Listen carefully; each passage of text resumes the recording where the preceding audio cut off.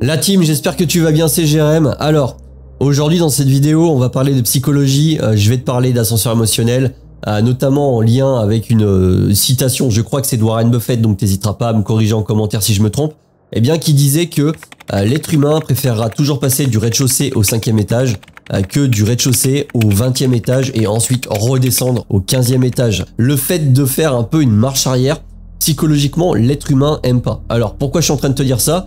Eh bien, parce que aujourd'hui, on va parler de ça et notamment en réaction à la dernière vidéo que j'ai faite sur ma chaîne YouTube où je t'ai présenté en partie la stratégie d'investissement que je mets en place à base d'ETF à levier et de Bitcoin. C'est cette vidéo-là que tu retrouves sur ma chaîne YouTube et notamment, tu sais, par rapport à l'évolution du portefeuille et surtout en 2022 où le levier x3 prend moins 80%. Et c'est vrai qu'on a un portefeuille qui passe de un peu plus de 880 000 € en 2021 à 181 000 € fin 2022. Et on peut se dire effectivement, putain, c'est une variation de ouf.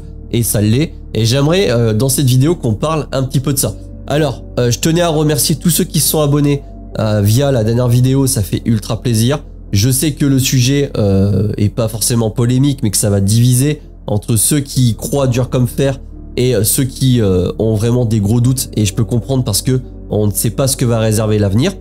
Quoi qu'il en soit, moi voilà, j'ai envie de suivre mes convictions, je te refais pas le film, et aujourd'hui on va parler de ça. Tu as également toujours la prime de parrainage qui est de 80 € pour l'ouverture d'un compte bourse via Fortunéo. Alors je suis pas affilié Fortunéo, mais c'est le broker que j'utilise et c'est vrai que ça soutient la chaîne si tu utilises un des codes d'affiliation de parrainage que tu retrouves en épinglé, et je te mets également un QR code, tu as un lien, tu cliques dessus, ça t'affiche automatiquement un code valide. Donc pour ça, petit site, effectivement, tu vois, le Discord communautaire c'est bien parce que les gens partagent des choses intéressantes. Donc là c'est pareil qui a partagé ça. Bon, je pense que plusieurs personnes connaissent ce site. Moi c'est vrai que j'étais pas forcément allé dessus et c'est vraiment très très bien pour backtester des portfolios alors par rapport au passé. Donc ça veut pas dire que dans le futur ça va forcément marcher, mais ça permet tout simplement de se poser des questions et d'avoir une analyse plus ou moins poussée. C'est testfol.io, je te mets le lien en description.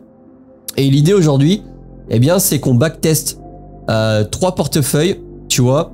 Donc l'indice du S&P 500, le Nasdaq classique et le Nasdaq en x3. Et on va regarder ce que ça donne au niveau des performances et au niveau du max drawdown, et également par rapport à ce que je te disais, c'est-à-dire les gros drops qu'on va subir sur un ETF type Nasdaq en x3 qui globalement ressemble à ce que faisait Bitcoin il y a quelques années. Donc là sous les yeux tu as la comparaison. Donc on peut voir que pour un investissement de base, alors ça c'est paramétré, on met 10 000 €.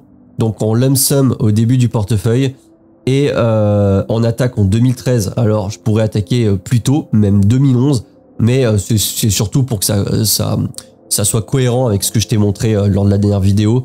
Et malgré ceux qui m'ont dit en commentaire, oui mais t'as pris des dates qui t'arrangeaient, etc. En vrai j'ai pris des dates qui correspondaient à ce qu'on avait en historique pur. Donc là, si on teste, ça remonte même, tu vois, jusqu'à 2011. Si on fait backtest, voilà, tu vois, là on est en 2011 et on peut pas remonter avant. Donc l'idée, on met 10 000 € en lump sum. Pour le coup là on fait pas de DCA, mais on va comparer le S&P 500 classique avec le Nasdaq et avec le Nasdaq en x3. Donc tu vois, gros avantage c'est que je peux enlever à volonté les courbes et on peut vraiment regarder ce qui se passe. Donc le truc qui pour le coup me frappe par rapport à ce que je t'ai dit, tu sais, par rapport aux 181 000 € ici en 2022, si on se remet dessus, tu vois, c'était ici. Et c'est vrai que tu le vois en bas sur les différentes lignes. Alors, avant le drop, on va dire ici, on avait 1 102 000 €, puisque là on démarre de 2011, donc sur le Nasdaq en x3, VS 101 000 € sur le Nasdaq, VS 45 000 € sur le S&P 500. Donc on voit déjà qu'il y a une différence absolument énorme et je suis en logarithmique sur les courbes.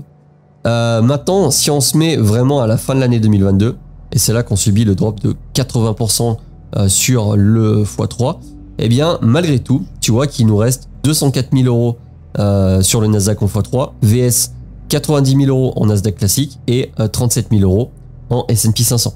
Donc là, tu vois, le fameux ascenseur qui passe au 50e étage et qui redescend au 20e étage, malgré tout, et malgré qu'on soit en bas du drop, on a toujours 204 000 euros contre 40 000 euros à peu près, 40 000 dollars si tu veux, sur le S&P 500. Donc malgré la baisse, on est vraiment plus haut en termes de valorisation de portefeuille que ce qu'on peut avoir sur le S&P 500. Et ça, c'est vrai que sur le moment, je pense que passer d'un portefeuille à plus d'1 million d'euros à un portefeuille à 200 000 euros, c'est sûr que psychologiquement, ça fait très mal. Ça doit être très difficile à supporter. Mais malgré tout, objectivement, par rapport à quelqu'un qui aurait simplement mis ses 10 000 euros sur le S&P 500, on est encore très largement sur une valorisation supérieure. Et j'ai envie de te dire, même si on reprenait un moins 50% sur le portefeuille en Nasdaq x3 qui correspondrait globalement à peut-être un moins 12, moins 13% sur l'indice classique, eh bien tu vois que tu divises par deux, hein, les 204 000 dollars, tu divises par deux, on est à 100 000 dollars. Ça veut dire que même si le S&P 500 restait tel quel, eh bien malgré tout, on serait encore au-dessus. Et même si on refaisait un moins 50% derrière, donc ça ferait 200 000, 100 000, 50 000 dollars, eh bien on serait encore au-dessus du S&P 500. Alors, je suis pas en train de te dire que c'est une stratégie miracle, pas du tout, parce que c'est vrai qu'on a eu quand même une croissance des marchés technologiques et notamment du Nasdaq avec tous les GAFAM depuis 2010 sortis de la crise des subprimes. On a un marché qui est vraiment incroyable, mais malgré tout, tu vois que eh bien, on peut quand même en discuter. C'est pas aussi dangereux en mode attention, tu vas tout perdre, c'est certain, que ce qu'on pourrait croire. Donc ça, c'est vraiment le truc sur lequel je voulais appuyer. Moi, c'est, je sais pas, hein, tu me diras ce que t'en penses en commentaire encore une fois, mais je trouve que ça donne une bonne indication. Alors, encore une fois, on est sur un marché haussier limite historique et encore quoique juste avant la bulle des dot-com, le Nasdaq ça montait encore pire que ça. Mais on peut voir que un petit peu au début, voilà, c'est sûr que si t'as pas de bol, tu rentres sur du levier et tu fais une année négative d'emblée, voire 2 années consécutives comme ça a pu arriver justement en 2000, forcément il va te falloir du temps pour repasser au-dessus. Mais je pars du principe que de mon côté, si je crois sur les marchés financiers, notamment américains, que ça soit S&P 500 ou Nasdaq, je ne vois pas pourquoi je ne ferais pas de leverage à titre personnel quand je vois un petit peu ce que ça peut donner en termes de performance.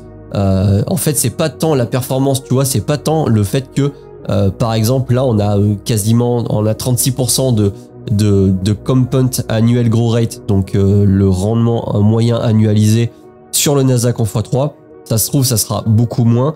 Mais dans tous les cas, si le S&P 500, on est peut-être qu'à 5%, forcément, on aura quand même une petite croissance et à moins de prendre vraiment beaucoup d'années consécutives ou même des années, peut-être une année sur deux sur un marché baissier, pour moi, on devrait être OK. Je veux dire, je crois au fait que les indices vont monter. En tout cas, c'est comme ça que je conçois le truc. Je vois pas pourquoi je prendrais pas du levier. Alors, toujours pareil, attention, disclaimer. Je te partage simplement une réflexion. Comment je vois le truc. Qu'est-ce que je fais de mon côté? Ceci ne concerne que mon avis personnel. J'ai un profil qui peut me permettre de prendre des risques. Donc, je te demande vraiment de faire attention. Va pas all-in ta trésor que tu as mis 20 ans à mettre de côté et stresser sur la première baisse. Donc ça, c'est vraiment l'enjeu de ce portefeuille. Maintenant, si on regarde un petit peu les statistiques en haut, on a un max drawdown. Donc ça, c'est la différence entre le point le plus haut et le plus bas de moins 33% sur le S&P 500, moins 38% sur le Nasdaq et de quand même moins 81% sur le Nasdaq en leverage x3. Alors c'est normal, hein, tu me diras, puisque on applique un levier x3 à la hausse comme à la baisse. Volatilité, eh bien c'est un peu pareil, 17% versus 25% contre le Nasdaq et 62% pour le Nasdaq en x3. Mais par contre, au niveau du ratio de Sharpe, eh bien, c'est pas si déconnant que ça, puisqu'on est à 0,73, 0,77 et 0,79. Donc tu vois que là, au niveau du ratio de Sharpe, c'est relativement ok. Mais il y a encore des petites choses intéressantes à regarder. Par exemple ici, sur 3 mois, globalement, le pourcentage de win rate, eh bien, tu vois que entre le S&P 500 et le Nasdaq en x3, bah, on n'a pas un différentiel si énorme que ça, on est à un petit peu plus de 5%. Et sur 36 mois, tu vois qu'on a quasiment 100%, on a 98,6% de chance d'être gagnant sur le S&P 500. Et malgré tout, on est quand même à 88% de chance d'être gagnant sur le Nasdaq en x3. Alors moi, vraiment, au travers de tout ça, là, alors c'est vrai que c'est très condensé. Là, je te résume en 15 minutes des semaines, entre guillemets, de recherche. Enfin, c'est un grand mot, recherche, mais le fait que je regarde, et je vais voir sur Reddit, sur des forums, etc. J'essaye de chercher un petit peu tout ce que je peux trouver pour vraiment comprendre le maximum de choses. Eh bien, j'ai tendance à me dire que quand tu prends du x3, à part un petit peu au début, pendant peut-être les 2-3 premières années où tu peux être en dessous, mais sinon, tu es généralement, à condition que le marché soit globalement haussier, largement au-dessus d'un indice classique. Et par contre, quand ça corrige, eh bien, au pire, tu es à peu près au même niveau, voire un tout petit peu en dessous. Au mieux, tu es au-dessus. Mais par contre, quand on est vraiment sur des phases de performance, sur des bonnes années, là, on a vraiment un écart incroyable entre les indices classiques type S&P 500 et Nasdaq versus du levier x2 et x3. Donc, il y en a vraiment, dans le cas où ça gagne, vraiment, on gagne beaucoup plus. Et dans le cadre où on corrige, eh bien, comme tu peux le voir, en fonction des années, bah, on corrige avec un point qui est bien supérieur à ce qu'on aurait eu si on était sur un indice classique. Il y a vraiment un très gros différentiel. Donc, moi, c'est un petit peu ça, tu vois, qui me fait dire que j'ai envie de tester l'aventure. Bien sûr, il faut quand même avoir des convictions. J'ai tendance à me dire que on est au début de l'IA, on se rend pas compte de ce qui va se passer. Que ce soit au niveau technologique, ça va vraiment s'intégrer de partout. Le médical, ça va vraiment être révolutionné, je pense, pour moi, dans le futur. Je pense qu'on peut même pas s'imaginer à quel point les choses vont être différentes dans, je sais pas, 15, 20 ans, en prenant un petit peu large. Malgré que déjà d'ici 5 ans, je pense qu'on va avoir de très belles évolutions. Mais pour moi, l'IA, ça sera vraiment ce qui sera tout en haut et qui va améliorer la plupart des secteurs, la plupart de l'économie de manière globale. Alors bien sûr, il va y avoir de la casse puisqu'il y a des jobs qui vont sauter, que ce soit des jobs totalement bullshit ou alors des vrais boulots, hein, comme, je sais pas, expert comptable, codeur, tous ces métiers-là, bah, malheureusement, l'IA, ça va vraiment faire du mal. Mais au niveau de la productivité et du coup de la rentabilité des entreprises, je pense qu'il n'y a même pas photo. En tout cas, moi, c'est comme ça que je vois le truc. Si tu as envie de nous rejoindre sur le Discord, n'hésite pas, c'est gratuit. J'ai un espace aussi où je fais un petit peu de formation et aussi sur la partie immobilière qui est quand même mon domaine de prédilection avant la bourse. Donc, je te mets un lien en description si tu as envie d'aller jeter un œil. J'ai un Telegram aussi privé où je partage en temps réel tout ce que je fais, tous mes mouvements, que ce soit sur Bitcoin ou sur les marchés boursiers. Toujours pareil. Lien en description, c'était Jérém, j'espère que tu as kiffé, n'hésite pas à liker, à partager et je te retrouve bientôt avec une nouvelle vidéo. Salut!